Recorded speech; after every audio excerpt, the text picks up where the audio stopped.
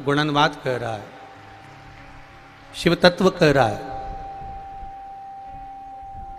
देवादिदेव महादेव का संवाद कह रहा है कि मोबाइल अगर खराब हो जाए तो उसको दुकान पर ले जाया जाता है, और अगर मन खराब हो जाए तो उसको शिव महापुराण में लाया जाता है।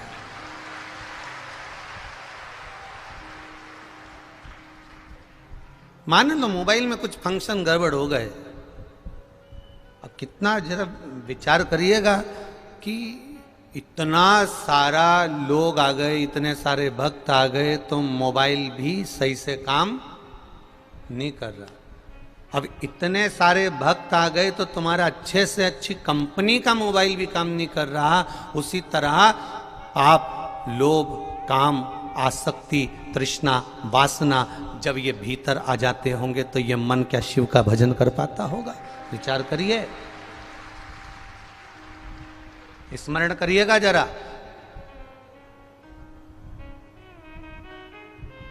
मोबाइल बंद हुआ, नेटवर्क गया, सिग्नल नहीं मिला, कई लोग भटक रहे हैं, कितनी अनाउंसमेंट कर रहे हैं कि ये खो गया, वो खो गया, ये कहाँ है, वो कहाँ है। जरा विचार करिएगा, जब काम, आसक्ति, लोभ, तृष्णा, मोह ये सब बढ़ जाता होगा तो मेरा भोलेनाथ भी तो कहीं खो जाता होगा, वो भी तो कनेक्शन में नहीं आता होगा।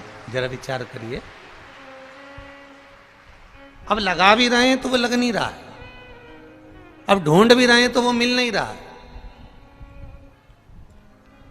फिर कहा, बहुत आवाज लगा ली, बहुत अनाउंसमेंट कर लिया, नेटवर्क नहीं चल रहा, मोबाइल नहीं चल रहा, तो फिर कहा कि अब नहीं मिल रहा, ये कनेक्शन नहीं मिल रहा, तो एक काम करो कि अब घर पर पता करो कि वो कहीं घर तो नहीं पहुंच गया। उसी तरह फिर जो भटक जाता है काम में, आसक्ति में, लोभ में, तृष्णा में, वासना में, मोह में, फिर पता करा जाता है कहीं इसने सत्संग में जाना छोड़ तो नहीं दिया, कहीं ये मंदिर तो नहीं, तो वो आसक्ति से परे ना हो जाए।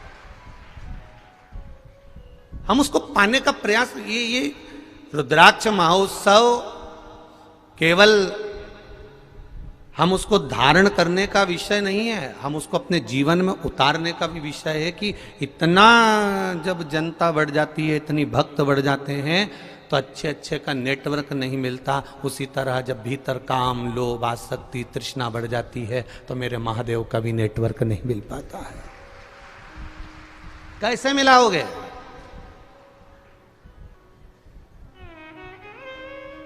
पुराने समय का रेडियो,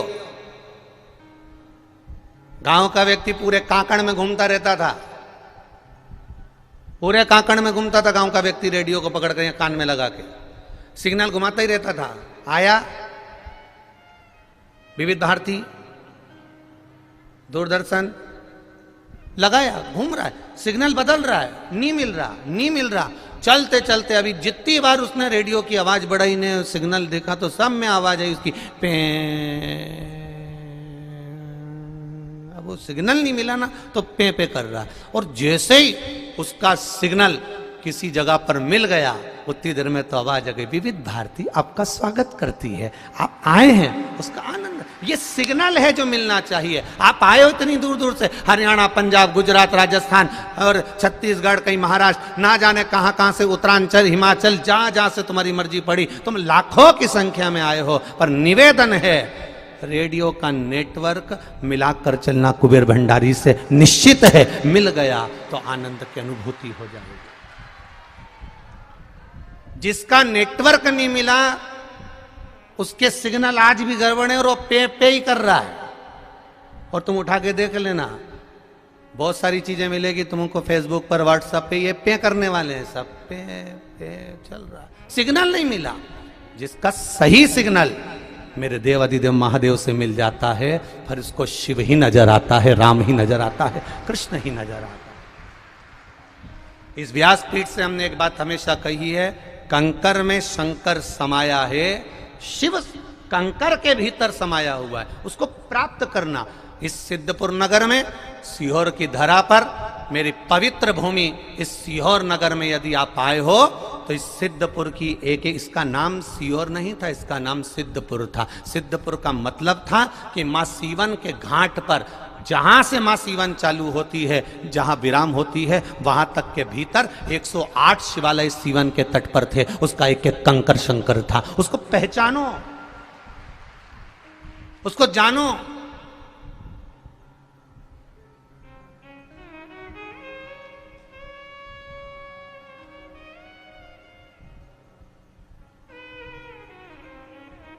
उसको पहचानना है हमको। और कोई सोचे कि सीहोर वाला महाराज पे दबाव बनाओ तो ये आने वाले समय में रुद्राक्ष उत्सव नहीं करे, इससे 4 गुना बड़ा करूंगा, इस अंदाजे में ना रहिएगा। बस एक बात रहेगी, भक्त भी आएंगे, रुद्राक्ष भी आएगा, भजन भी होगा, कीर्तन भी होगा, स्मरण भी होगा, और ये भक्त का जो जमावाड़ा है इससे 10 गुना ज्यादा होगा, और उनका विश्वास भी पक्का होगा, निश्चित है। बस इतना सा निवेदन है, जिसको गुलाब जामुन प्रिय हो, जिसको रसगुल्ला प्रिय हो, जिसको एसी का रूम प्रिय हो, और जिसको खूब अच्छा वीआईपी ट्रीटमेंट चाहिए हो, वो मेरे बाबा के दरबार में मत आना, वो वैकुंठ अधिपति के दरबार में ही आनंद पाना, क्योंकि वो कैलाश में रहता है, ओगड़दानी है, ओघड़ी है, वो अड़भंगा है वो।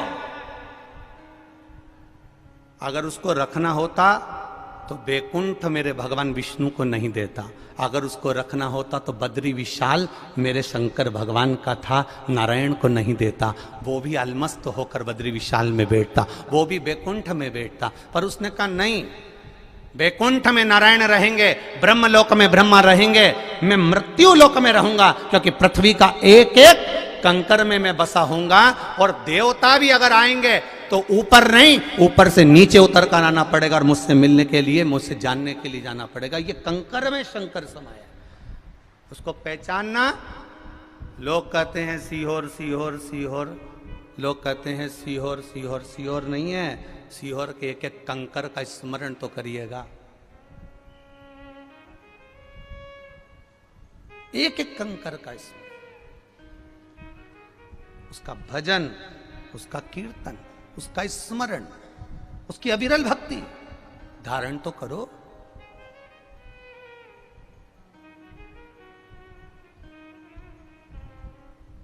कई लोग कह रहे हैं आप रुद्राक्ष दे रहे हैं, रुद्राक्ष दे रहे हैं, इस रुद्राक्ष में ऐसा है क्या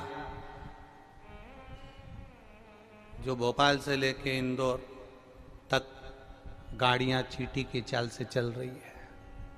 क्या है इस रुद्राक्ष में?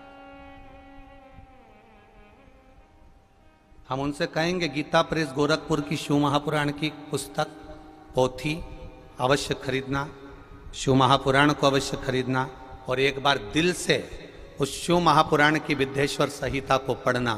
उसमें आपको एक एक रुद्राक्ष का महत्व मालूम पड़ जाएगा। सीहोर वाले महाराज से पूछने की जरूरत नहीं पड़ेगी, तुम भी सीहोर वाले नहीं, अपने नगर वाले महाराज कहलाओगे।